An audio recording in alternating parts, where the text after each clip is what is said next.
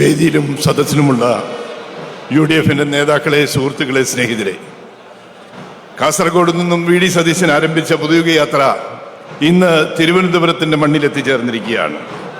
പിണറായി വിജയന്റെ സർക്കാരിൻ്റെ ശവപ്പെട്ടിയിലെ അവസാനത്തെ ആണി ഇന്ന് ഇവിടെ അടിക്കപ്പെടുകയാണ്.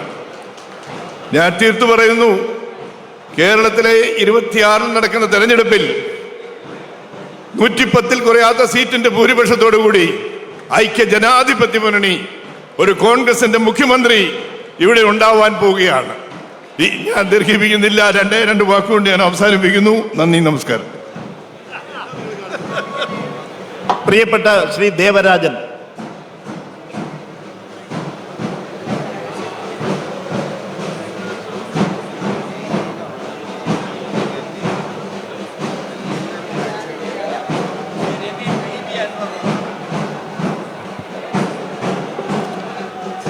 വേദിയിൽ ഉപവിഷ്ടരായിട്ടുള്ള ഐക്യജനാധിപത്യ മുന്നണിയുടെ പ്രിയപ്പെട്ട നേതാക്കന്മാരെ, കേരളത്തിലൊരു പുതുയുഗത്തിന് നാന്ദി കുറിക്കുന്നതിനായി കേരളത്തിൻ്റെ പ്രിയപ്പെട്ട പ്രതികളെ, സഹോദരി സഹോദരന്മാരെ, ഗുരുജനങ്ങളെ, ഒരു പ്രസംഗത്തിനുള്ള അവസരമായി ഞാനിതിനെ കാണാൻ ആഗ്രഹിക്കുന്നില്ല. മറിച്ച് അത്യധികം ആവേശം തുളുമ്പി നിൽക്കുന്ന ഈ സായാഹ്നത്തിൽ ഐക്യജനാധിപത്യ മുന്നണിയുടെ നേതൃത്വത്തിൽ നമ്മുടെ സംസ്ഥാനത്തൊരു ഭരണം ഉണ്ടാകേണ്ടുന്ന ആവശ്യകതയെക്കുറിച്ച് ബഹുമാന്യനായ പ്രതിപക്ഷ നേതാവും അതുപോലെ തന്നെ ഈ സമാപന സമ്മേളനം ഉദ്ഘാടനം ചെയ്യുന്നതിനായി ഇവിടെ എത്തിച്ചേർന്നിട്ടുള്ള നമ്മുടെ പ്രിയങ്കരനായ ലോക്സഭാ പ്രതിപക്ഷ നേതാവ് ശ്രീ രാഹുൽ ഗാന്ധിയുടെയും വാക്കുകൾ കേൾക്കുന്നതിനായിട്ടാണ് നമ്മളിവിടെ തടിച്ചു കൂടിയിട്ടുള്ളത്. ഐക്യജനാധിപത്യ മുന്നണി ഈ പുതുയുഗ യാത്ര ആരംഭിക്കുന്നതിന് മുമ്പ് തന്നെ 10 വർഷക്കാലത്തെ കേരള ഭരണം ഈ സംസ്ഥാനത്തെ എത്രമാത്രം പുറകോട്ട് കൊണ്ടുപോയി എന്നുള്ളതിനെ സംബന്ധിച്ചുള്ള വിശദമായ പഠനവും സർവേകളും നടത്തുകയുണ്ടായി. നമ്മുടെ സംഘർഷം ഈ വേദിയിലേക്ക് സ്വാഗതം ചെയ്യുകയാണ്. വിവിധ മേഖലകളിൽ നടത്തിയ കോൺക്ലേവുകളിലൂടെ സ്വരൂപിച്ച അഭിപ്രായങ്ങൾ, അതുപോലെ തന്നെ വിവിധ ജനവിഭാഗങ്ങളുമായി, വിവിധ തൊഴിൽ മേഖലയിൽപ്പെട്ട ആളുകളുമായൊക്കെ സംസാരിച്ച് കിട്ടിയ അനുഭവങ്ങളുടെ പശ്ചാത്തലത്തിലാണ് ഈ പുതുയുഗ യാത്രയുടെ ഈ സമാപന സമ്മേളനം ഇവിടെ നടക്കുന്നത്. ഇതിനെയൊക്കെ ഉൾപ്പെടുത്തിക്കൊണ്ടുള്ള വിശദമായ പ്രകടന പത്രികയും വരും ദിവസങ്ങളിൽ ഐക്യജനാധിപത്യ മുന്നണിയുടേതായി പുറത്തിറക്കുകയാണ്. ഈ സമാപന സമ്മേളനത്തിൽ ചേർന്നവരോട് ഞങ്ങൾക്കൊന്നേ പറയുവാനുള്ളൂ, ഐക്യജനാധിപത്യ മുന്നണിയുടെ ഗവൺമെന്റ് രൂപീകരിക്കുന്നതിന് വേണ്ടി, നമ്മുടെ സംസ്ഥാനത്തിന് നഷ്ടപ്പെട്ട ദിനങ്ങൾ തിരിച്ചു പിടിക്കുന്നതിന് വേണ്ടിയിട്ടുള്ള ഈ സമര പോരാട്ടത്തിൽ എല്ലാ ജനാധിപത്യ വിശ്വാസികളും അഹമികമിയ പങ്കെടുക്കണമെന്നും സഹകരിക്കണമെന്നും നമ്മൾ ഈ പുതിയുഗ യാത്രയിലൂടെ സംസ്ഥാനത്തേക്ക് വെച്ചിട്ടുള്ള പുതിയ രാഷ്ട്രീയ സന്ദേശം എല്ലാവരിലേക്കും എത്തിക്കുവാനുള്ള പരിശ്രമം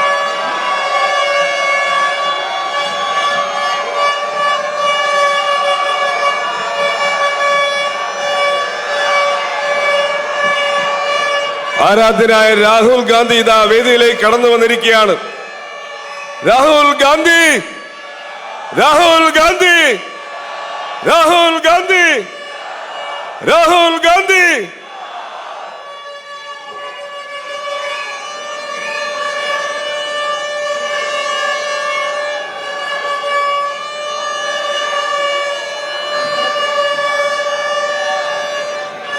സമ്മേളനം ആരംഭിക്കുന്നു. ഈ സമ്മേളനത്തിന്റെ അധ്യക്ഷനായി സമ്മേളനത്തിന്റെ അധ്യക്ഷനായി UDF ചെയർമാൻ, ഈ ജാഥയുടെ നായകൻ ശ്രീ VD സതീശൻ അവരുകളെ ക്ഷണിക്കുന്നു. പ്ലീസ്, ഈശ്വര പ്രാർത്ഥന. വളരെ പ്രസിദ്ധ ഗായകൻ Shri Kavalam Sreekumar.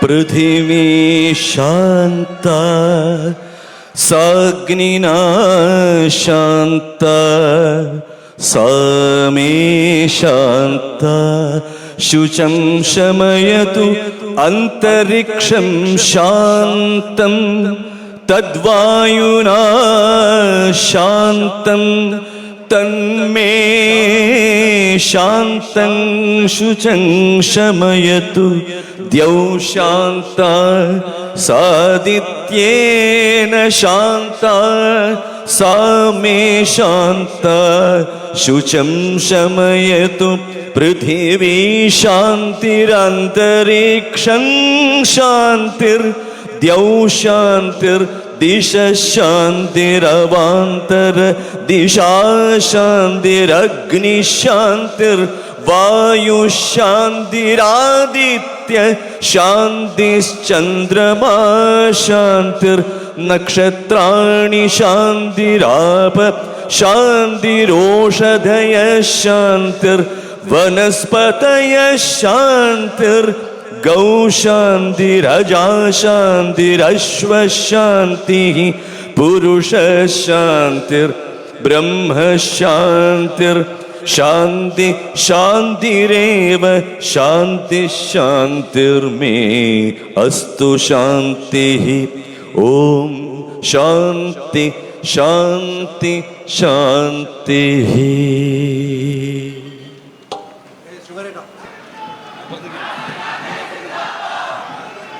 Thank you.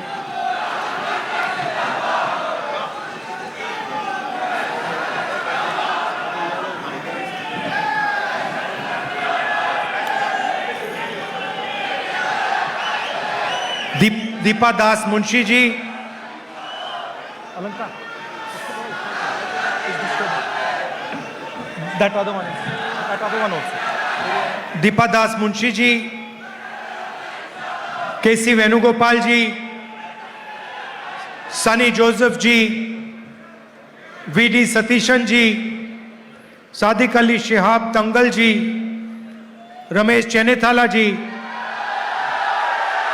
Adhur Prakash ji, Shashi Tharoor ji, Sachin Pilot ji, UDF leaders on the stage,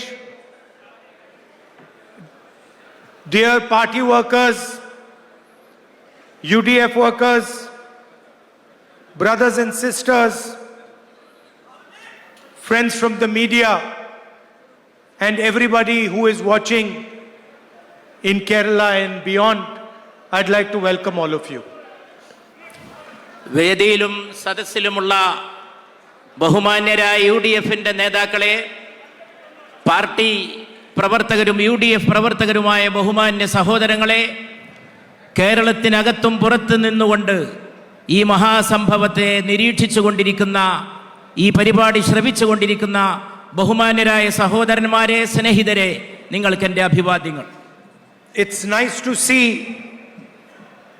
Sanju Samson, star of India's quarter-final and semi-final victory in T20 World Cup, is from Trivandrum. World കപ്പിൽ പങ്കെടുത്ത cricket ടീമിലെ അംഗങ്ങളായിട്ടുള്ള സഹോദരങ്ങളെ, അവരുടെ മഹത്തായ പ്രകടനത്തെ, ആ പ്രകടനം കാണുന്നതിൽ എനിക്ക് അനൽപമായ സന്തോഷമുണ്ട്. ഞാൻ അവരെ എല്ലാവരെയും പ്രത്യേകം അഭിനന്ദിക്കുകയാണ്, അനുമോദിക്കുകയാണ്.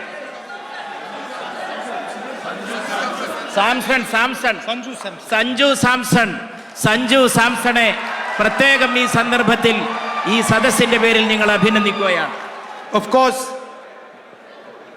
he is a well-known cricketer, so we are congratulating him, congratulating the people of Kerala. But there are millions and millions of people like him in Kerala, from Kerala, who live abroad, that make our country proud every day. Sanju സാംസണെ പ്രത്യേകമായി അഭിനന്ദിക്കുന്നതോടൊപ്പം അദ്ദേഹത്തെ പോലെയുള്ള അസംഖ്യം പേരെ, നല്ല ക്രിക്കറ്റർമാരായി നല്ല sports രംഗത്ത് ശോഭിച്ചുകൊണ്ടിരിക്കുന്ന ബഹുമാന്യരായിട്ടുള്ള നമ്മുടെ സന്താനങ്ങൾ, നാടിൻ്റെ സന്താനങ്ങൾ, സ്പോർട്സിൽ രാജ്യത്തിൻ്റെ അഭിമാനമുയർത്താൻ വേണ്ടി പ്രവർത്തിച്ചു കൊണ്ടിരിക്കുന്നവരെ എല്ലാവരെയും, ആ സ്പോർട്സ് താരങ്ങളെ എല്ലാവരെയും സഞ്ജു സാംസന്റെ പേരിൽ തന്നെ ഞാൻ പ്രത്യേകം അനുമോദിക്കുന്നു. I'm happy to come to this function which marks the culmination of the yatra that the UDF carried out. UDF നടത്തിയ വളരെ പ്രധാനപ്പെട്ട രാഷ്ട്രീയ പ്രക്ഷോഭയാത്രയുടെ സമാപനത്തിൽ ഇവിടെ വരാൻ സാധിച്ചതിൽ എനിക്കേറെ സന്തോഷമുണ്ട്. And I'm happy that it was about listening to the people of Kerala, about listening to what the people of Kerala want, how they want Kerala to move ahead. കേരളത്തെ നിരീക്ഷിക്കുന്നതിന് സമമായിരുന്നു ഈ യാത്രയെ നിരീക്ഷിക്കുന്നത്. കേരളത്തിലെ ജനങ്ങൾ എന്താഗ്രഹിക്കുന്നു, അവരുടെ സ്ഥിതിഗതികൾ എന്താണ്, നാളത്തെ കേരളത്തെക്കുറിച്ചുള്ള അവരുടെ ഭാവന എന്താണ്, അത് നിരീക്ഷിക്കുന്നതിന് ഈ യാത്ര വളരെയേറെ സഹായിച്ചു. And if we want to discuss Kerala and the future of Kerala, we have to understand that Kerala is a global idea. കേരളത്തെക്കുറിച്ച് പറയുമ്പോൾ, കേരളത്തെക്കുറിച്ച് മനസ്സിലാക്കാൻ ശ്രമിക്കുമ്പോൾ പ്രഥമവും പ്രധാനവുമായിട്ട് എനിക്ക് തോന്നുന്നത് കേരളം ഒരാഗോള ആശയമാണ് എന്നുള്ളതാണ്. It is, of course, a state in our beautiful country, but it is also a global concept, a global idea. നമ്മുടെ രാജ്യത്തെ മനോഹരമായ ഒരു സംസ്ഥാനമാണ് കേരളം. അതുമാത്രമല്ല, അതോടൊപ്പം വളരെ പ്രധാനപ്പെട്ട ഒരാഗോള ആശയവും ഒരാഗോള സങ്കല്പവും കൂടിയാണ് കേരളം.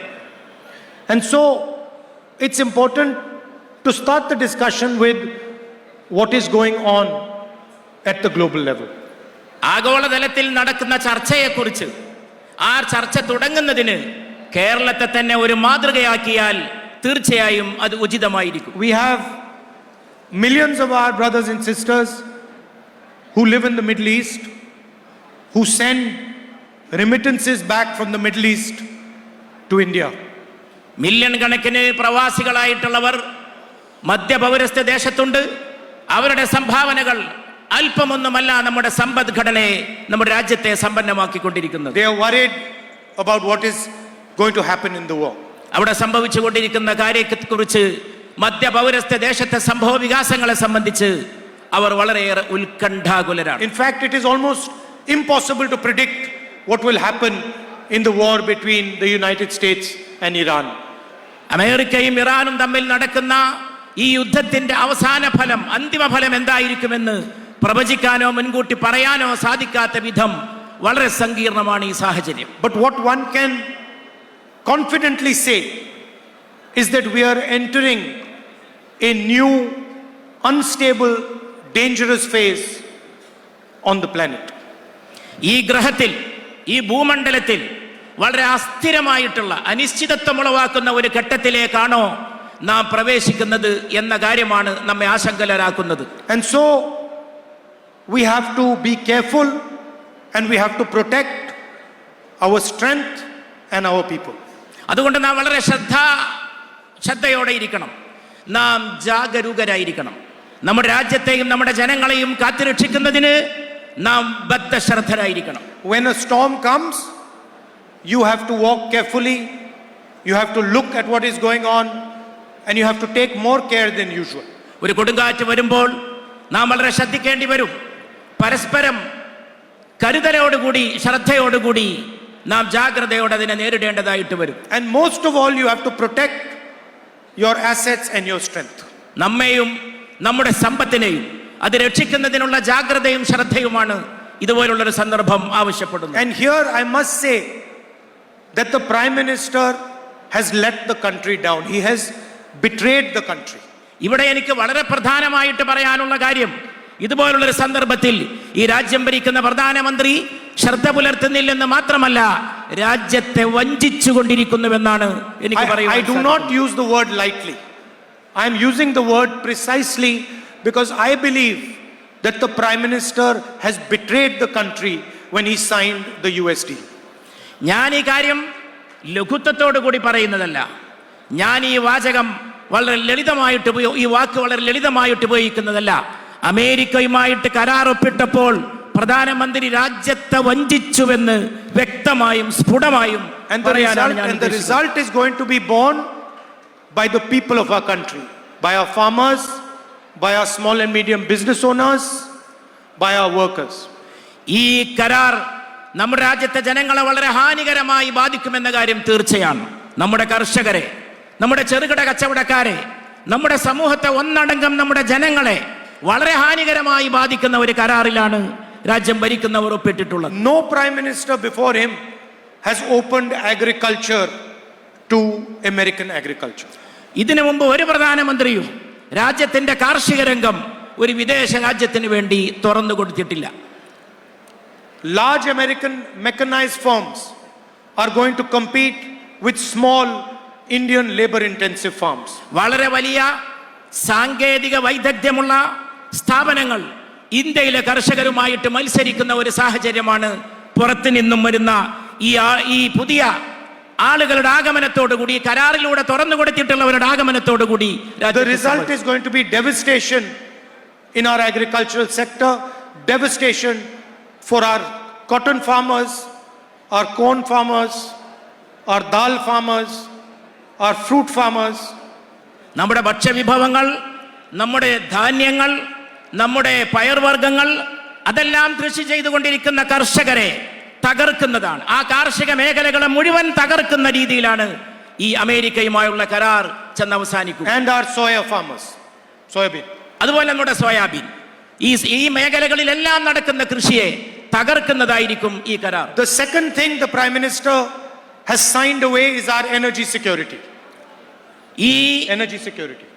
ഊർജ സുരക്ഷ ആ പ്രധാനപ്പെട്ട മേഖലയാണ്, വളരെ സങ്കീർണമായിട്ടുള്ള പ്രധാനപ്പെട്ട മേഖലയാണ് ഇതിലൂടെ പ്രധാനമന്ത്രി വിദേശ ശക്തികൾക്ക് വേണ്ടി തുറന്നു കൊടുത്തിട്ടുള്ളത്. Imagine that the Prime Minister of India has committed to President Trump that India will only buy oil from who America wants it to buy oil. America പറയുന്നവർക്കും അവർ ഇഷ്ടപ്പെടുന്നവർക്കും ഏത് രാജ്യമാണോ അവിടെ നിന്ന് മാത്രമേ എണ്ണ വാങ്ങൂ എന്ന് ഇന്ത്യയുടെ പ്രധാനമന്ത്രി അമേരിക്കയുമായി പറഞ്ഞുറപ്പിച്ചിട്ടുണ്ടോ എന്ന രംഗം ഒന്ന് ഭാവനയിൽ സങ്കല്പിച്ചു. Imagine that a country as powerful as ours has to take permission from the United States if it wants to buy oil from Russia. റഷ്യയിൽ നിന്ന് ഓയിൽ വാങ്ങാൻ വേണ്ടി അമേരിക്കയുടെ സമ്മതത്തിന് വേണ്ടി ഇന്ത്യ കാത്തു നിൽക്കേണ്ടി വരുന്ന ഒരു സാഹചര്യം വരുമോ എന്നൊന്ന് സങ്കല്പിച്ചു നോക്കൂ. The third thing that President Trump has extracted from the Prime Minister is Indian data. ട്രംപുമായി ഒപ്പിട്ടുള്ള കരാറിൽ വളരെ പ്രധാനപ്പെട്ട മറ്റൊരു മേഖല എന്ന് പറയുന്നത് തീർത്തും രഹസ്യമായിട്ടുള്ള ഡാറ്റ വിവരങ്ങളെ ബന്ധപ്പെട്ടിട്ടുള്ളതാണ്. The most valuable asset that India has is the data that we produce. ഇന്ത്യയുടെ ഏറ്റവും വിലപ്പെട്ട സമ്പത്ത് എന്ന് പറയുന്നത് അത് ഉൽപ്പാദിപ്പിക്കുന്ന ഡാറ്റയാണ്, ഡാറ്റയുമായി സംബന്ധിച്ചിട്ടുള്ള വിവരശേഖരമാണ്. Any talk about AI has to be based on data. നിർമ്മിത ബുദ്ധിയുമായിട്ട് ബന്ധപ്പെട്ട ഏത് പ്രവർത്തനവും ഏത് പ്രക്രിയയും ഈ ഡാറ്റയെ ബന്ധപ്പെടുത്തിക്കൊണ്ട് മാത്രമേ രൂപകൽപ്പന ചെയ്യാൻ And സാധിക്കൂ. our 1.4 billion people produce the largest amount of data on the planet. നമ്മളാകട്ടെ ലോകത്ത് ഏറ്റവും കൂടുതൽ ഡാറ്റ വിവരശേഖരം ഉൽപ്പാദിപ്പിക്കുന്ന രാജ്യമാണ്. This includes medical data, it includes data on movement of people, it includes communication data. ഇത് ചികിത്സാ രംഗത്തുള്ള ഡാറ്റ, വൈദ്യശാസ്ത്ര രംഗത്തുള്ള ഡാറ്റ, ജനങ്ങൾ സഞ്ചരിച്ചു കൊണ്ടിരിക്കുന്ന അവരുടെ യാത്രവുമായിട്ട് ബന്ധപ്പെട്ടുള്ള വിവരങ്ങൾ, അങ്ങനെ വളരെ പ്രധാനപ്പെട്ട വളരെ വികാരസാന്ദ്രമായിട്ടുള്ള വിവരങ്ങൾ അടങ്ങിയിട്ടുള്ള ഡാറ്റയാണ് ഇതിലൂടെ നഷ്ടപ്പെടുന്നത്. All of it has been signed away by Prime Minister Modi. ഇതെല്ലാം പ്രധാനമന്ത്രി മോദി ഒപ്പിട്ട് വിദേശ ശക്തികൾക്ക് വേണ്ടി അടിയറവ് പറഞ്ഞു വെച്ചു കൊടുത്തിരിക്കുകയാണ്. And the final thing he has done, he has promised President Trump that we will buy billions of dollars of imports from the United States. 9 lakh crore imports from the United States every year. 9 lakh crore ഓരോ വർഷവും അമേരിക്കയിൽ നിന്ന് അത് വിലമതിക്കുന്ന സാധനങ്ങൾ വാങ്ങുമെന്നതാണ് ഈ കരാറിൽ ട്രംപുമായി ഒപ്പിട്ടിട്ടുള്ള മറ്റൊരു പ്രധാനപ്പെട്ട വ്യവസ്ഥ. I am pretty certain that no Indian Prime Minister would do this under natural circumstances. ഒരു പ്രധാനമന്ത്രിയും രാജ്യത്തിന്റെ പരമാധികാരത്തിൽ വിശ്വസിക്കുന്ന ഈ രാജ്യം ഭരിച്ചിട്ടുള്ള ഒരു പ്രധാനമന്ത്രിയും ചെയ്യാൻ ധൈര്യപ്പെടാത്ത കാര്യമാണ് ഇതിലൂടെ പ്രധാനമന്ത്രി. I am confident that Narendra Modi would not sell the Indian farmer Indian data under normal circumstances. വളരെ പ്രധാനപ്പെട്ട സാഹചര്യങ്ങൾ ഇതിലൂടെ ഉരുത്തിരിയുന്നു മാത്രമല്ല, ഇതിലൂടെ രാജ്യത്തെ കർഷക സംവിധാനത്തെ, രാജ്യത്തെ വിവരശേഖരത്തെ പ്രധാനമന്ത്രി വിൽക്കുകയാണ് ചെയ്തത് എന്നിവിടെ ഉന്നയിക്കുവാൻ ഞാൻ ആഗ്രഹിക്കുകയാണ്. The only reason the Prime Minister has done this deal is because the Prime Minister of India has been compromised. ഇതിന് പ്രധാനപ്പെട്ട കാരണം എന്തെന്നാൽ വളരെ വലിയ വിട്ടുവീഴ്ചകൾക്ക് പ്രധാനമന്ത്രി വിധേയനാകേണ്ടി വന്നു എന്നുള്ളതാണ്. There are 3.5 million Epstein files that have still not been revealed. എത്രയോ എപ്സ്റ്റീൻ ഫയലുകൾ, അസംഖ്യം ഫയലുകൾ അനാവരണം ചെയ്യപ്പെട്ട് കിടക്കുകയാണ്. And the Prime Minister of India is terrified that the United States will release those files. ഈ ഫയലുകളെല്ലാം തന്നെ ഉടൻ തന്നെ വെളിച്ചത്ത് കൊണ്ടുവരുമെന്ന് ഇതിനകം പ്രഖ്യാപിക്കപ്പെട്ട് കഴിയുകയും. Anil Ambani, a close confidant of the Prime Minister's name, is in those files. ആ ഫയലുകളിൽ പ്രധാനമന്ത്രിയുടെ പേരുണ്ട് എന്നുള്ളതും ഇവിടെ ഇതിനകം വ്യക്തമാക്കപ്പെട്ടിരിക്കുന്നു. Hardeep Puri's name is in those files. Hardeep Puri. Hardeep പുരിയാണ് ഈ പേര് ആ ഫയലുകളിൽ തീർച്ചയായും ഉണ്ടെന്ന് വ്യക്തമാക്കിയത്. And we are confident that there are many other names in these files. പല പേരുകളും ഇനിയും ഈ ഫയലുകളിൽ ഉണ്ടാകും എന്നാണ് നാം മനസ്സിലാക്കുന്നത്. On the other side, the United States has a criminal case on Mr. Adani. അതുപോലെ തന്നെ അദാനിയെ പോലുള്ളവരുടെ പേരുകളും അമേരിക്കയുടെ മറ്റ് രേഖകളിൽ തീർച്ചയായും കാണാൻ സാധിക്കുന്നു. And Prime Minister Modi is terrified that the finances of the BJP and his finances will be revealed to the people of India. ഈ പേരുകളെല്ലാം തന്നെ ഇന്ത്യയിലെ രാജ്യത്തെ ജനങ്ങൾക്ക് വേണ്ടി ഉപയോഗിക്കും, അത് വ്യക്തമാക്കുമെന്നും പ്രധാനമന്ത്രി വ്യക്തമാക്കി കഴിഞ്ഞിരിക്കുന്നു. And that is why the Prime Minister panicked and signed the US-India deal. അത് മനസ്സിലാക്കിക്കൊണ്ടാണ് പരിഭ്രമിച്ച് അമേരിക്കയുമായുള്ള കരാറിൽ ഒപ്പിടാൻ പ്രധാനമന്ത്രി നിർബന്ധിതനായി തീർന്നത്. If you go on YouTube and you search, you will find that President Trump is openly threatening the Prime Minister of India. ഇന്ത്യയുടെ പ്രധാനമന്ത്രിയെ വ്യക്തിപരമായി ഭീഷണിപ്പെടുത്തുന്ന വിദേശ ശക്തികളെ കുറിച്ച് ഈ കാര്യത്തിൽ ഫയലുകളിലേക്ക് പോയാൽ നിങ്ങൾക്ക് കാണാൻ. He openly says that he can destroy the career of Mr. Modi. മോദിയുടെ കരിയർ തന്നെ തകർക്കുമെന്ന രീതിയിലുള്ള വലിയ വിശദീകരണങ്ങളാണ് അവർ നടത്തിക്കൊണ്ടിരിക്കുന്നത്. So Mr. Modi is controlled by President Trump. Mr. Modi is president Trump എല്ലാ അർത്ഥത്തിലും നമ്മുടെ പ്രധാനമന്ത്രിയെ നിയന്ത്രിച്ചു കൊണ്ടിരിക്കുകയാണ് എന്നാണ് ഇതിന്റെ എല്ലാം രത്നച്ചുരുക്കം. And the exact same way that Mr. Trump controls Mr. Modi controls the Chief Minister of Kerala. The same way Trump controls Mr. Modi controls the Chief Minister of Kerala. എങ്ങനെയാണോ ഈ ട്രംപ് മോദിയെ നിയന്ത്രിച്ചു കൊണ്ടിരിക്കുന്നത്, അതേ പ്രകാരമാണ് പ്രധാനമന്ത്രി കേരളത്തിന്റെ മുഖ്യമന്ത്രിയെയും. Everybody knows this. ഇതിന്റെ കാരണം എന്തെന്ന് ഞാൻ നിങ്ങളോട് പറയാം. In fact, if you seriously go and ask workers of the CPM this question, they will admit that what I am saying is correct. കേരളത്തിലെ പാർട്ടി പ്രവർത്തകരോട്, കേരളത്തിലെ തൊഴിലാളികളോട്, അവരുടെ പ്രശ്നങ്ങളോട് ഈ ഗവൺമെന്റ് സ്വീകരിച്ചു കൊണ്ടിരിക്കുന്ന സമീപനം എന്താണ് എന്നുള്ളത് മനസ്സിലാക്കാൻ ശ്രമിച്ചാൽ തന്നെ ഈ കാര്യം നമുക്ക് വ്യക്തമായിട്ട് ഗ്രഹിക്കാൻ കഴിയും. I want to understand why the CBI and the ED take action against opposition politicians but do not take action against the Chief Minister of Kerala or the politicians of Kerala. കൂട്ടരും കേന്ദ്ര ഗവൺമെന്റിന്റെ ഏജൻസികൾ ഇവിടുത്തെ UDFന്റെ നേതാക്കന്മാർക്കും പ്രവർത്തകന്മാർക്കുമെതിരെ നീങ്ങുമ്പോൾ എന്തുകൊണ്ടാണ് മുഖ്യമന്ത്രിക്കും കൂട്ടർക്കുമെതിരെ നീങ്ങാൻ അവർ മുന്നോട്ട് വരാത്തത് എന്നുള്ളതും ഈ അവസരത്തിൽ. I've got 36 cases on me. I've got 36 cases on me. 36 cases. 36 കേസാണ് അദ്ദേഹത്തിനെതിരെ ഇവിടെ രംഗത്തുള്ളത്. 36 കേസാണ് ഈ രാജ്യത്ത് എനിക്കെതിരെ ഇതിനകം അവരെടുത്തിട്ടുള്ളത്. I have been interrogated by the ED for 55 hours continuously. 55 മണിക്കൂർ ദീർഘമായ സമയം എന്നെ ഇരുത്തി വിചാരണ ചെയ്യാനും ഈ ഇഡി തയ്യാറായിട്ടുണ്ട്. Why has the ED taken no action on the Chief Minister of Kerala and his family? എന്തുകൊണ്ടാണ് ഇഡി മുഖ്യമന്ത്രിക്കും കുടുംബത്തിനുമെതിരെ അനങ്ങാപ്പാറ നയത്തോടെ ഒരു നടപടിയും എടുക്കാതെ ഇരിക്കുന്നത്? And the reason is that they are working together.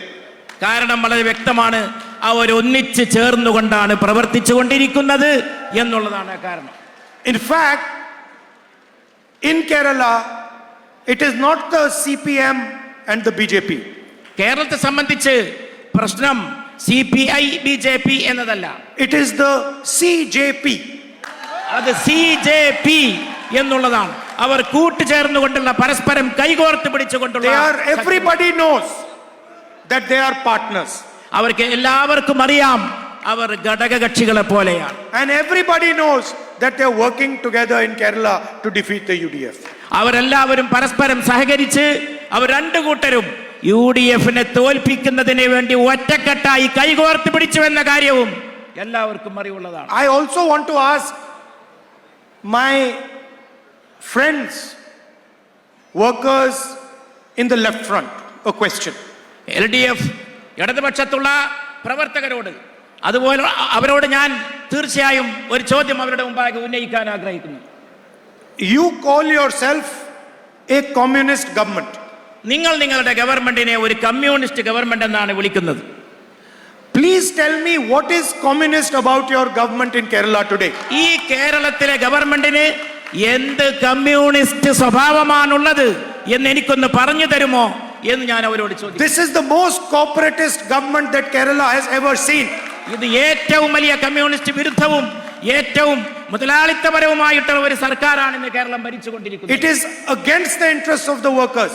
It is against the interest of small business. It is against the interest of the farmers. And it is for the interest of the biggest businessmen.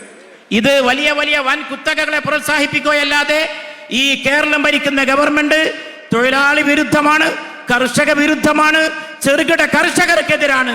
ഇവിടുത്തെ ജനങ്ങളുടെ ഒരു താല്പര്യവും സംരക്ഷിക്കാതെ ഏതാനും കുത്തകകളെ മാത്രമാണ് അവർ വളർത്തുന്നത്. In fact, I have a suggestion for them.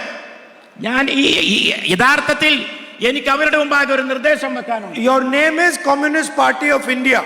നിങ്ങളുടെ പേര് communist party of India എന്നാണ്. Change it to Corporatist Party of India. Comprehends party of India എന്ന് നിങ്ങളുടെ പേര് മാറ്റാൻ നിങ്ങൾ തയ്യാറാകണമെന്നാണ്. At least stand for what you say you are. പറയുന്നതിന് വേണ്ടി പുറത്തു വന്ന് ആ നിലപാട് വ്യക്തമാക്കി പ്രവർത്തനത്തിൽ മുന്നോട്ടിറങ്ങി ആ വാക്ക് പോലെ പ്രവൃത്തിയിലും നിലകൊള്ളാനെങ്കിലും നിങ്ങൾ തയ്യാറാകണം. You can ask their workers this question, and I guarantee you at least 50% will say, you know what Rahul Gandhi has said is true. We are no longer the Communist Party of Kerala, we are the Corporate Party of Kerala. ഞങ്ങൾ ഈ ചോദ്യം നിങ്ങളുടെ ഇടതുപക്ഷ മുന്നണിയിലെ പ്രവർത്തകരോട് ചോദിച്ചാൽ അവരിൽ 50% പേരെങ്കിലും സമ്മതിക്കും നിങ്ങൾ പറഞ്ഞത് ശരിയാണ്, രാഹുൽ ഗാന്ധി പറഞ്ഞത് ശരിയാണ് എന്ന്. അവരിൽ 50% പേരും സമ്മതിക്കുക മാത്രമല്ല അവരുടെ പാർട്ടി അവരുടെ ആദർശത്തെ ഉൾക്കൊള്ളുന്നില്ല എന്ന് പരസ്യമായി സമ്മതിക്കും. The other question I would like to ask is one of the holiest places in Kerala, the Sabrimala temple. Gold was stolen from the Sabrimala temple. ഈ കേരളത്തെ സംബന്ധിച്ച് ഇവിടുത്തെ ഏറ്റവും പവിത്രമായ സ്ഥലങ്ങളിൽ ഒന്നാണ് ശബരിമല. അവിടുത്തെ സ്വർണം മോഷ്ടിക്കപ്പെട്ടു എന്നതും വളരെ വ്യക്തമാണ്. Multiple leaders of the CPM were jailed. എത്രയോ CPM-ന്റെ നേതാക്കന്മാർ ജയിലിൽ അടക്കപ്പെട്ടു ഇതിന്റെ പേരിൽ. And the investigation was stopped from reaching the top. വളരെ മുകളിൽ നിന്ന് തന്നെ ആജ്ഞ നൽകിക്കൊണ്ട് ഓർഡർ ഇറക്കിക്കൊണ്ട് അവർക്ക് നേരെയുള്ള സകല അന്വേഷണവും സ്തംഭിപ്പിക്കുകയും മരവിപ്പിക്കുകയും ചെയ്തു. Don't worry, we will take strict action against the people who have dishonored Sabrimala. പക്ഷേ എന്റെ പ്രിയപ്പെട്ട സഹോദരങ്ങളെ, നിങ്ങൾ ഉത്കണ്ഠപ്പെടേണ്ടതില്ല. അവിടുത്തെ സ്വർണം കട്ടവർക്കെതിരെ ശക്തമായ നിലപാട് കേരളത്തിലെ ജനങ്ങൾക്ക് വേണ്ടി ഒരു ദിവസം നാം എടുക്കുക തന്നെ ചെയ്യും എന്നാണ് എനിക്ക് പറയാനുള്ളത്. I was just speaking to the leaders who took part in the yatra. യാത്രയിൽ പങ്കെടുത്ത നേതാക്കളോട് ഞാൻ അല്പം മുമ്പ് സംസാരിക്കുകയായിരുന്നു. And I said it is a listening yatra. It was a yatra that listen to people. ജനങ്ങളെ ശ്രദ്ധിക്കുന്ന ഒരു യാത്രയാണത് എന്ന് അവരെന്നോട് പറഞ്ഞു. And everybody understands that the LDF government has created a massive unemployment problem in Kerala. കേരളത്തെ സംബന്ധിച്ച് വളരെ വിപുലമായിട്ടുള്ള വ്യാപകമായ തൊഴിലില്ലായ്മ ഇടതുപക്ഷ ഗവൺമെന്റ് സ്വീകരിച്ചു എന്നുള്ളതും വളരെ വ്യക്തമാണ്. Modi has destroyed the employment system in India, and CPM has destroyed the employment system in Kerala. Modi ഇന്ത്യയുടെ തൊഴിൽ മേഖല തകർത്തു, തൊഴിലില്ലായ്മ രൂക്ഷമാക്കി. CPM കേരളത്തിന്റെ തൊഴിൽ മേഖല തകർത്തു, ഇവിടെ തൊഴിലില്ലായ്മ വ്യാപകമാക്കി. And we are going to take full action on reigniting employment in Kerala. നാം ഈ കാര്യത്തിൽ ചെറുപ്പക്കാർക്ക് തൊഴിൽ കൊടുക്കുന്നതിന് വേണ്ടി കർക്കശമായ കൃത്യമായ പ്രവർത്തനങ്ങളും നടപടികളും എടുക്കുമെന്ന് We will support small and medium businesses and once again bring employment back to Kerala. നാം വീണ്ടും ചെറുപ്പക്കാരെ സാങ്കേതിക രംഗത്ത് പുതിയ ഉണർവ് ഉണ്ടാക്കിക്കൊണ്ട് പുതിയ തൊഴിലുകൾ ഉൽപ്പാദിപ്പിച്ചുകൊണ്ട് യുവാക്കൾക്ക് വിപുലമായ തൊഴിൽദാന പദ്ധതികൾ നാം ആവിഷ്കരിക്കും. We do not like the fact that millions of people from Kerala are forced to go abroad for employment. ഈ കേരളത്തിലെ ജനങ്ങൾ എന്തുകൊണ്ടാണ് മില്യൺ കണക്കിന് ചെറുപ്പക്കാർ വിദേശത്ത് പോയി തൊഴിലെടുക്കാൻ നിർബന്ധിതരാകുന്നത് എന്ന കാര്യം നാം ഇപ്പോഴും ആലോചിക്കുന്നു. In addition to that, we are going to provide some basic protections to the people of Kerala. അതുമാത്രമല്ല, കേരളത്തിലെ ജനങ്ങൾക്ക് ചില അടിസ്ഥാനപരമായ സുരക്ഷാ നടപടികൾ അനിവാര്യമാണ്. That will be like a protective cover for the people of Kerala. Protective cover. ഈ കേരളത്തിലെ ജനങ്ങൾക്ക് ഒരു സുരക്ഷാ വലയം എല്ലാ അർത്ഥത്തിലും ജീവിത രംഗത്ത് പണിതു കൊടുക്കേണ്ടതുണ്ട്. So we have 5 guarantees which we are proposing for the people of Kerala. 5 ഗ്യാരണ്ടികളാണ്, 5 ഉറപ്പുകളാണ്, പഞ്ചവ്യവസ്ഥകളാണ് ഈ രംഗത്ത് കേരളത്തിലെ ജനങ്ങൾക്ക് മുമ്പിൽ ഞങ്ങൾക്ക് സമർപ്പിക്കാനുള്ളത്. So the first guarantee is a free bus travel for all women in KSRTC buses.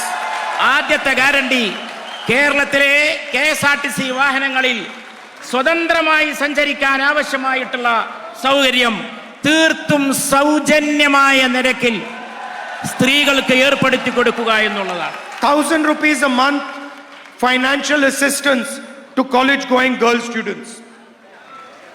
മാസാന്തം 1000 രൂപ കോളേജിൽ പോകുന്ന പെൺകുട്ടികൾക്ക് പ്രത്യേകമായിട്ട് നൽകാൻ തയ്യാറാവുക എന്നുള്ളതാണ്. Welfare pensions increased to 3,000 rupees a month. ക്ഷേമ പെൻഷൻ മാസാന്തം 3000 രൂപയാക്കി വർദ്ധിപ്പിക്കുക എന്നുള്ളതാണ്. The Congress government in Rajasthan came up with a fantastic health insurance scheme. രാജസ്ഥാനിലെ ഗവൺമെന്റ് വളരെ സമഗ്രമായിട്ടുള്ള വ്യവസ്ഥാപിതമായിട്ടുള്ള ആരോഗ്യ ഇൻഷുറൻസ് പദ്ധതികൾ ആവിഷ്കരിച്ച് നടപ്പിലാക്കി. It was praised all over the world. അത് ലോകത്ത് മുഴുവനും പ്രശംസിക്കപ്പെട്ടു. And one of our greatest leaders was Omen Chandy ji. നമ്മുടെ മഹാന്മാരായ നേതാക്കളിൽ പെടുന്ന വ്യക്തിത്വമാണ് Shri Oommen ചാണ്ടിജി. So we are going to name the new health insurance scheme for Kerala after Omen Chandy ji. Oommen ചാണ്ടിയുടെ കാലശേഷം കേരളത്തിലെ ആ ഇൻഷുറൻസ് സംഭവത്തിന് അതിന് തകർച്ച സംഭവിച്ചിട്ടുണ്ട്. And that is going to provide 25 lakh rupees of insurance for every household. ഓരോ വീടിനും ഓരോ കുടുംബത്തിനും 25 ലക്ഷം വരെയുള്ള ഹെൽത്ത് ഇൻഷുറൻസ് പദ്ധതി ആവിഷ്കരിക്കുമെന്ന് ഞാൻ ഇവിടെ പ്രഖ്യാപിക്കുകയാണ്. Up to 5 lakh interest-free loans for youngsters who want to start their businesses. അതിൽ 5 ലക്ഷം വരെയുള്ളവർക്ക് അതിൽ 5 ലക്ഷം വരെ ചെറുപ്പക്കാർക്ക് പുതിയ ബിസിനസ് തുടങ്ങാൻ ആഗ്രഹിക്കുന്ന ചെറുപ്പക്കാർക്ക് സൗജന്യമായി കടം ഫ്രീ ലോൺ നൽകുന്നതിനായിരിക്കും ഉപയോഗപ്പെടുത്തുക. And a dedicated ministry for senior citizens welfare. മുതിർന്ന പൗരന്മാർക്ക് വേണ്ടി അവർക്ക് സേവനത്തിന് വേണ്ടി അർപ്പിക്കപ്പെട്ട ഒരു പ്രത്യേക മന്ത്രാലയം പ്രായം ചെന്നവർക്ക് വേണ്ടി തുടങ്ങാൻ നാം തയ്യാറാകും. You know, today I had a talk with some technology. പ്രഭാഷണം നടത്താൻ എനിക്ക് അവസരമുണ്ടായി. And we discussed the future of Kerala with regards to technology, with regards to data. ഡാറ്റയുമായി ബന്ധപ്പെട്ട്, സാങ്കേതിക വിദ്യകളുമായി ബന്ധപ്പെട്ട് കേരളത്തിന്റെ ഭാവിയെക്കുറിച്ച് അവരോട് വളരെ ഗൗരവത്തിൽ ചർച്ച നടത്താൻ സാധിച്ചു. And one of the questions I was asked in that conversation was, when are we going to see that freebies are not given to people in politics anymore? That freebies. ഫ്രീബീസ് എന്നാണ് നിങ്ങൾ ഉൽപ്പാദിപ്പിക്കാനും പ്രദാനം ചെയ്യാനും പോകുന്നത് എന്ന ചോദ്യമാണ് പ്രധാനമായിട്ട് ഞാൻ ഇവിടെ ഉന്നയിക്കുകയുണ്ടായി. And my answer to the question was that freebies are actually given to Adani and Ambani. ഞാൻ അങ്ങനെ ഒരു ചോദ്യം ഉന്നയിക്കാനുണ്ടായ കാരണം, ഈ ഫ്രീബീസ് എപ്പോഴും നൽകപ്പെടുന്നത് അദാനിക്കും കൂട്ടർക്കും മാത്രമാണ് ഈ രാജ്യത്ത്. Lakhs of crores of their loans are forgiven. കോടിക്കണക്കിന് വരുന്ന അവരുടെ കടങ്ങളാണ് എഴുതി തള്ളിയിട്ടുള്ളത്. They are given huge tracts of land for free. അവർക്ക് ഫ്രീ ആയിട്ട് ഏക്കറക്കണക്കിന് ഭൂമി വിട്ടുകൊടുത്തിരിക്കുകയാണ്. So it is absolutely correct for us to provide protection to the poorest people of our state. അതുകൊണ്ട് ഈ രംഗത്ത് പ്രവർത്തിക്കുന്നവർക്ക് സുരക്ഷ നൽകുക എന്നുള്ളത് നമ്മെ സംബന്ധിച്ച് വളരെ പ്രധാനപ്പെട്ട കാര്യമാണ്. And we are proud that we are providing this protection to the people of Kerala. ഇതിലൂടെ കേരളത്തിലെ ജനങ്ങൾക്ക് വലിയ സുരക്ഷ പ്രദാനം ചെയ്യാൻ സാധിക്കുമെന്ന് നാം തീർച്ചയായും പ്രത്യാശിക്കുന്നു. Finally, I'd like to end with a little bit of political advice. അവസാനം എനിക്കല്പം രാഷ്ട്രീയ ഉപദേശവും നിങ്ങളുടെ മുമ്പാകെ വെക്കാം. And this is not coming from me, but this is coming from the people of Kerala. ഇത് എൻ്റെ ഉള്ളിൽ നിന്ന് വരുന്നതല്ല, കേരളത്തിലെ ജനങ്ങളുടെ മനസ്സിൽ നിന്ന് വരുന്നതാണ്. And it is advice to the leadership of the UDF. അത് മുമ്പിലിരിക്കുന്ന നിങ്ങളോടല്ല, വേദിയിലുള്ള നേതാക്കളോടാണ്, UDFന്റെ നേതാക്കളോടാണ് എനിക്ക് നടത്താൻ. Not from me, but from the people of Kerala. എന്റെ ഭാഗത്ത് നിന്നല്ല, കേരളത്തിലെ ജനങ്ങളുടെ ഭാഗത്ത് നിന്നാണ് ആ നിർദ്ദേശവും ഉപദേശവും. So don't get angry with me, I am the messenger only. അതുകൊണ്ട് എന്നോട് ദേഷ്യം പിടിക്കരുത്, ഞാൻ ജനങ്ങളുടെ അഭിപ്രായം നിങ്ങൾക്ക് എത്തിച്ചു നൽകുന്ന ഒരു ദൂതൻ മാത്രമാണ്. See, there are many beautiful dances in Kerala. Dances. കേരളത്തിൽ വളരെ സുന്ദരമായിട്ടുള്ള നർത്തകരുണ്ട്. മോഹിനിയാട്ടം, ഒരുപാട് നൃത്തരൂപങ്ങളുള്ള, കല കൊണ്ട് വളരെ സമ്പന്നമായിട്ടുള്ള പ്രദേശമാണ് Keralam. Some dances are individual dances. ചില നൃത്തങ്ങൾ വ്യക്തിഗത നൃത്തങ്ങളാണ്. Where suddenly one dancer comes in the middle and starts to dance. ഒരാൾ മുന്നോട്ട് വന്നുകൊണ്ട് ഒറ്റക്ക് നൃത്തം ചെയ്യാൻ തുടങ്ങും, അത് ആളുകളെ ആകർഷിക്കും. Like in Mohiniyattam, one person dances. Mohiniyattam നോക്കൂ, ഒറ്റ വ്യക്തിയാണ് വേദിയിൽ വരുന്നത്, ആ ഒറ്റ വ്യക്തി നൃത്തം ചെയ്യുന്നു. And then there are also group dances where everybody dances together. അതോടൊപ്പം സംഘനൃത്തങ്ങളുമുണ്ട്. ആ സംഘനൃത്തങ്ങളിൽ ഒരുപാട് പേർ ഒന്നിച്ചു ചേർന്ന് നൃത്തം വെക്കുന്നതാണ് നാം കാണാറുള്ളത്. Now, when a group dance is taking place, suddenly if one person starts to dance, it looks ridiculous. അങ്ങനെ ഒരു സംഘനൃത്തം നടക്കുമ്പോൾ ചിലപ്പോൾ എവിടെയെങ്കിലും ഒരാൾ വന്ന് ഒറ്റക്കൊരു നൃത്തം നടത്തി മറ്റുള്ളവരുടെ ആകർഷണം നേടാൻ ശ്രമിക്കാറുണ്ട്. So the advice from the people of Kerala to the UDF leaders is dance together. അതുകൊണ്ട് കേരളത്തിലെ UDF നേതാക്കളോട് എനിക്ക് നൽകാനുള്ള ഉപദേശം, കേരളത്തിലെ ജനങ്ങൾക്ക് വേണ്ടി നൽകാനുള്ള ഉപദേശം, ഒന്നിച്ചു ചേർന്ന് കൂട്ടമായി ഒരു സംഘനൃത്തമായി മാറൂ. And they are already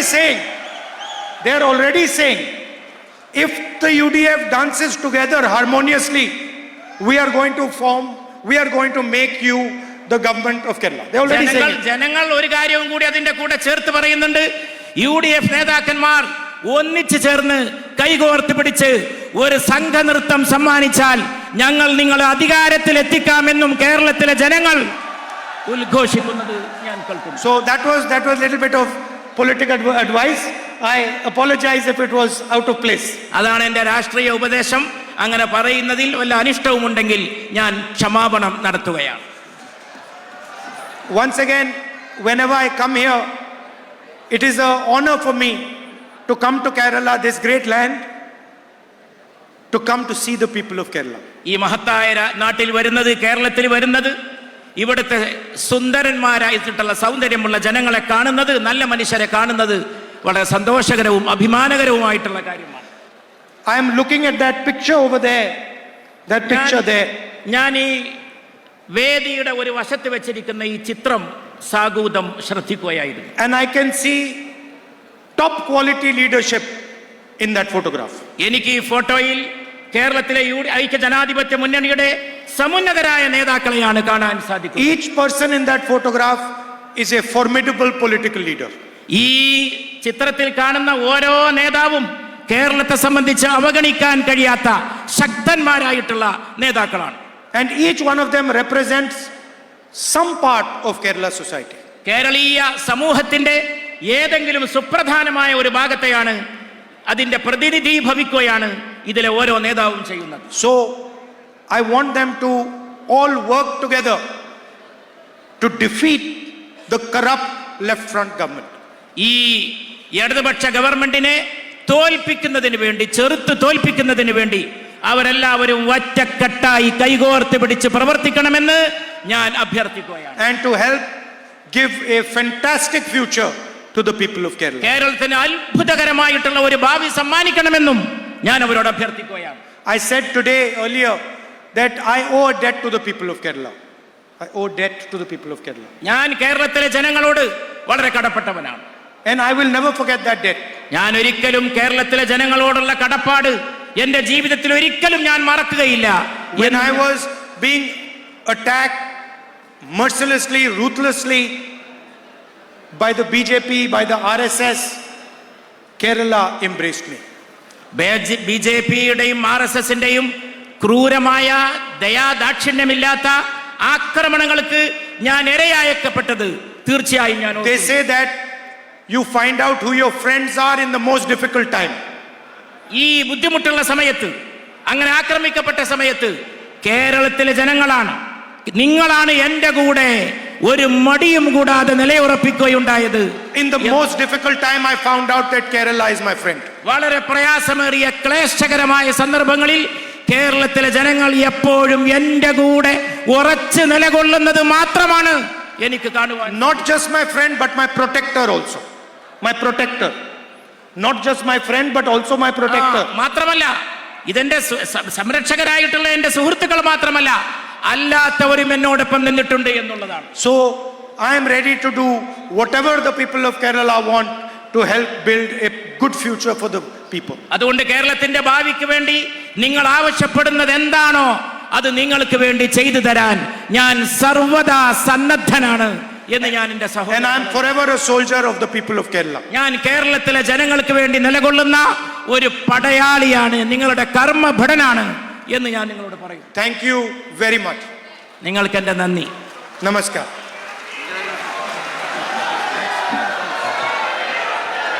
നന്ദി പ്രകാശനത്തിനായി UDFന്റെ ജില്ലാ ചെയർമാൻ അഡ്വക്കേറ്റ് PK വേണുഗോപാലിനെ ക്ഷണിക്കുന്നു. ആദരണീയനായ പ്രതിപക്ഷ നേതാവ്, ലോക്സഭാ പ്രതിപക്ഷ നേതാവ് ശ്രീ രാഹുൽ ഗാന്ധി, പ്രിയങ്കരനായ AICC general secretary Shri KC Venugopal, ഈ കഴിഞ്ഞ ഒരു മാസം കേരളത്തിലൂടെ ജൈത്രയാത്ര നടത്തിയ ശ്രീ VD സതീശൻ, ഈ വേദിയിലുള്ള ബഹുമാന്യരായ നേതാക്കന്മാരെ, ഒരു സംഘ നൃത്തത്തിൻ്റെ ചുവടുവയ്പ് നമ്മൾ ആരംഭിക്കുകയാണ്. സദ്ഭരണത്തിൻ്റെ ശുഭപ്രതീക്ഷയുടെ കഴിഞ്ഞ ഒരു ദശകക്കാലമായി കേരളത്തെ മുച്ചൂടും പിടിച്ച ഗവൺമെന്റിനെതിരായ പോരാട്ടത്തിൽ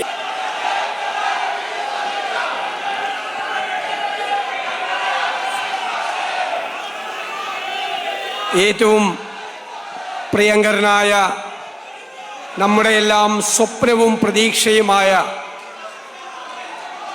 ബഹുമാന്യനായ ശ്രീ രാഹുൽജി, ഇവിടെ മുഖ്യ പ്രഭാഷണം നടത്തിയ പാണക്കാട് സയ്യദ് സാദിഖ് അലി ശിഹാബ് തങ്ങൾ, AICCയുടെയും നേതാക്കളെ, പ്രിയപ്പെട്ട എൻ്റെ ജാഥ അംഗങ്ങൾ ഉൾപ്പെടെയുള്ള ഐക്യ ജനാധിപത്യ മുന്നണിയുടെ സമുന്നതരായ നേതാക്കളെ, എൻ്റെ ഏറ്റവും പ്രിയപ്പെട്ട പോരാളികളായ സഹപ്രവർത്തകരെ, വ്യക്തിപരമായി എൻ്റെ രാഷ്ട്രീയ ജീവിതത്തിലെ ഏറ്റവും വലിയ അനുഭവമായിരുന്നു ഈ പുതുയുഗ യാത്ര. ഈ യാത്ര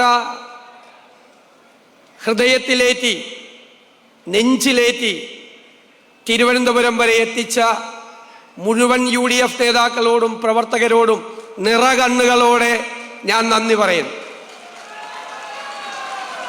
നമ്മൾ ആരംഭിച്ചപ്പോൾ പ്രതീക്ഷിച്ചതിൻ്റെ എത്രയോ മടങ്ങ് ജനക്കൂട്ടമാണ്, ചെറുപ്പക്കാരും സ്ത്രീകളും അടക്കമുള്ള വൻ ജനാവലി ഈ യാത്രയെ അവരുടെ യാത്രയാക്കി മാറ്റിയത്.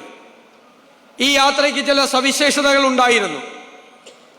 നമ്മൾ കഴിഞ്ഞ 10 വർഷക്കാലമായി കേരളം ഭരിക്കുന്ന ഈ ഗവൺമെന്റിനെതിരായിട്ടുള്ള കുറ്റപത്രം ജനങ്ങളുടെ മുന്നിൽ സമർപ്പിച്ചു. പക്ഷേ അവിടെ മാത്രം നമ്മൾ ഒതുങ്ങി നിന്നില്ല. നമ്മളിനി പ്രതിപക്ഷം മാത്രമല്ല, ഞാൻ ആവർത്തിച്ചു പറഞ്ഞതുപോലെ അധികാരത്തിലേക്ക് വരാൻ പോകുന്ന മുന്നണി കൂടിയാണ്. എവിടെയെല്ലാം ഈ ഗവൺമെന്റ് പരാജയപ്പെട്ടോ അവിടെയെല്ലാം നമ്മൾ നമ്മുടെ കേരളത്തെ കൈപിടിച്ചുയർത്തും. അതിനുവേണ്ടി തയ്യാറാക്കിയ പദ്ധതികൾ ആരോഗ്യ മേഖലയിൽ, വിദ്യാഭ്യാസ മേഖലയിൽ, കാർഷിക മേഖലയിൽ സ്വപ്നതുല്യമായ പദ്ധതികൾ, ഏറ്റവും സാധാരണക്കാരായ മനുഷ്യരുമായി 14 ജില്ലകളിലും നമ്മൾ സംവദിക്കാം പുതുയുഗത്തിനായി എന്ന ചർച്ച നടത്തി അവരിലൂടെ സമാഹരിച്ച ഡോക്യുമെന്റുകൾ എല്ലാം തയ്യാറാക്കി. ഞാൻ അഭിമാനത്തോടെ പറയുന്നു, ഇന്ത്യയിൽ ഒരു പ്രസ്ഥാനവും ചെയ്യാത്ത തയ്യാറെടുപ്പോടു കൂടിയാണ് UDF ഈ തെരഞ്ഞെടുപ്പിനെ നേരിടാൻ പോകുന്നത്. നമുക്ക് നമ്മുടെ കേരളത്തിനൊരു മാറ്റം ഉണ്ടാക്കണം. നമ്മുടെ വരാനിരിക്കുന്ന തലമുറകൾക്ക് കൂടി അനുയോജ്യമായ തരത്തിൽ കേരളത്തെ നമുക്ക് ഈ രാജ്യത്തിന്റെ നെറുകയിലെത്തിക്കണം. അതാണ് നമ്മുടെ ലക്ഷ്യം. UDF കേരളത്തിലെ ജനങ്ങൾക്ക് വാക്ക് തരുന്നു, ഒരു നിയോ കേരള മോഡൽ. പഴയ കേരള മോഡലല്ല, അത് കാലഹരണപ്പെട്ടു. ഒരു പുതു കേരള മോഡൽ, ഈ രാജ്യത്തിന് മുഴുവൻ മാതൃകയാകുന്ന, രാജ്യം മുഴുവൻ അത്ഭുതത്തോടുകൂടി നോക്കിക്കാണുന്ന ഒരു നിയോ കേരള മോഡൽ. അതാണ് UDFന്റെ വാക്ക്. ഗുഡ് ഗവേണൻസ്, സദ്ഭരണം, കൃത്യമായ ഇടപെടലുകളിലൂടെ സാധാരണക്കാരന്റെ വിഷയങ്ങൾക്ക് പരിഹാരമുണ്ടാക്കി ഈ സെക്രട്ടേറിയറ്റ്, കേരളത്തിലെ ഈ സെക്രട്ടേറിയറ്റ് ഭരണസിരാ കേന്ദ്രം ഇന്ത്യയിലെ നമ്പർ 1 എഫിഷ്യന്റ് സെക്രട്ടേറിയറ്റ് ആക്കി മാറ്റി. എല്ലാ ഉത്തരവാദിത്തപ്പെട്ട ആളുകൾക്കും അക്കൗണ്ടബിലിറ്റി, ഗവൺമെന്റ് പ്രഖ്യാപിക്കുന്ന പദ്ധതികൾക്ക് അക്കൗണ്ടബിലിറ്റി ഉണ്ടാക്കി. ആ അക്കൗണ്ടബിലിറ്റിയെ നിയമവൽക്കരിച്ച് സ്വകാര്യ സംവിധാനങ്ങളെയും കോർപ്പറേറ്റ് മേഖലകളെയും പോലും വെല്ലുന്ന എഫിഷ്യൻസി ഗവൺമെന്റ് സെക്ടറിൽ ഉണ്ടാക്കിയെടുക്കുക എന്നതാണ് UDFന്റെ ലക്ഷ്യം. അതിനുള്ള കൃത്യമായ പദ്ധതികൾ രാജ്യത്തിനകത്തും പുറത്തുമുള്ള വിദഗ്ധരുമായി ആലോചിച്ച് തയ്യാറാക്കിയ പദ്ധതികൾ, തൊഴിൽ രംഗത്ത് അത്ഭുതകരമായ മാറ്റമുണ്ടാക്കുന്ന, വിദ്യാഭ്യാസ രംഗത്ത് മാറ്റമുണ്ടാക്കുന്ന, ആരോഗ്യ രംഗത്ത് മാറ്റമുണ്ടാക്കുന്ന പദ്ധതികൾ UDFനുണ്ട്. ആ പദ്ധതികൾ ഫലപ്രദമായി നമ്മൾ നടപ്പാക്കുക തന്നെ ചെയ്യും. ഏറ്റവും പാവപ്പെട്ട മനുഷ്യർ, സങ്കടങ്ങളുമായി ജീവിക്കുന്നവരെ ഹൃദയത്തോട് ചേർത്ത് നിർത്തി അവരുടെ സങ്കടങ്ങൾ മാറ്റാനുള്ള പദ്ധതികളുണ്ടാകും. ഈ നാടിന് മുഴുവൻ മാറ്റമുണ്ടാകുന്ന തരത്തിൽ ഒരു വലിയ മാറ്റത്തിന് വേണ്ടിയിട്ടുള്ള തയ്യാറെടുപ്പോടുകൂടി UDF വരികയാണ്. ഞാൻ ദീർഘിപ്പിക്കുന്നില്ല. ഈ ജാഥയിൽ എന്നോടൊപ്പം പങ്കെടുത്ത മുഴുവൻ അംഗങ്ങളെയും ഞാൻ പ്രത്യേകമായി അവരോട് നന്ദി പറയുന്നു. കാരണം അവരെല്ലാം കഷ്ടപ്പെട്ട് അതിൻ്റെ കൂടെ ഉണ്ടായിരുന്നു. എല്ലാ സ്ഥലങ്ങളിലും ഇത് മനോഹരമായി, അതിമനോഹരമായി സംഘടിപ്പിച്ച, നിങ്ങൾക്കറിയാം, കണ്ണൂരിലെ പാർട്ടി ഗ്രാമങ്ങളിൽ പോലും എല്ലാവരെയും അത്ഭുതപ്പെടുത്തിക്കൊണ്ട് നടത്തിയ ആൾക്കൂട്ടം, അതിൻ്റെ സംഘാടന മികവ്, അതെല്ലാം നിങ്ങളുടേതാണ്. നിങ്ങൾക്കാണ് അതിൻ്റെ എല്ലാം ക്രെഡിറ്റ് അവകാശപ്പെടുന്നത് എന്ന് വിനയപൂർവ്വം ഞാൻ പറഞ്ഞുകൊണ്ട്, എല്ലാവരോടും ഒരിക്കൽ കൂടി നന്ദി പറഞ്ഞുകൊണ്ട്, ഈ സമാപന സമ്മേളനം ചരിത്ര പ്രാധാന്യമുള്ള ഒന്നാക്കി മാറ്റാൻ ഇവിടെ എത്തിയ പ്രിയങ്കരനായ രാഹുൽജിയോട് ഹൃദയത്തിൻ്റെ ഭാഷയിൽ നന്ദി പ്രകാശിപ്പിച്ചുകൊണ്ട് ഞാൻ എൻ്റെ വാക്കുകൾ നിർത്തുന്നു. പോരാളികളെ പോലെ നമ്മളെല്ലാവരും, വേദിയിൽ ഇരിക്കുന്നവരും നിങ്ങളും, ഇന്നു മുതൽ ഞാൻ നിങ്ങളോട് പറയുന്നു, നമ്മുടെ UDF ആവർത്തിച്ചു പറയാറുള്ളത് പോലെ വെറും UDF അല്ല, ടീം UDF. നമ്മളെല്ലാ ഉപതെരഞ്ഞെടുപ്പുകളിലും വൻപിച്ച ഭൂരിപക്ഷത്തിൽ വിജയിച്ചു. തൃക്കാക്കരയിലും പുതുപ്പള്ളിയിലും പാലക്കാടും നിലമ്പൂരും നമ്മുടെ ഭൂരിപക്ഷം അതിനു മുമ്പ് നമ്മൾ പ്രവചിച്ചു, ഇല്ലേ? തെരഞ്ഞെടുപ്പിന് മുമ്പ് നമ്മൾ പാർലമെന്റ് തെരഞ്ഞെടുപ്പിൽ ഉജ്ജ്വലമായ വിജയം നേടി. നമ്മൾ അതിനു മുമ്പ് എത്ര സീറ്റ് കിട്ടും എന്ന് നമ്മൾ പറഞ്ഞു. ഇവിടെ ലോക്കൽ ബോഡി തെരഞ്ഞെടുപ്പിൽ കഴിഞ്ഞ 30 വർഷക്കാലത്തെ ഏറ്റവും തിളക്കമാർന്ന വിജയം കിട്ടി. ആ വിജയവും നമ്മൾ പ്രവചിച്ചു. അതേ വഴിയിൽ അതിൻ്റെ ആത്മവിശ്വാസം നൽകിക്കൊണ്ട് ഞാൻ പറയുന്നു, ടീം UDF 100-ലധികം സീറ്റുമായി അധികാരത്തിലേക്ക് തിരിച്ചു വരും. അതിൻ്റെ ചുമതല മുഴുവൻ നിങ്ങളെ ഏൽപ്പിച്ചുകൊണ്ട് ഞാൻ എൻ്റെ വാക്കുകൾ നിർത്തുന്നു. നന്ദി, നമസ്കാരം.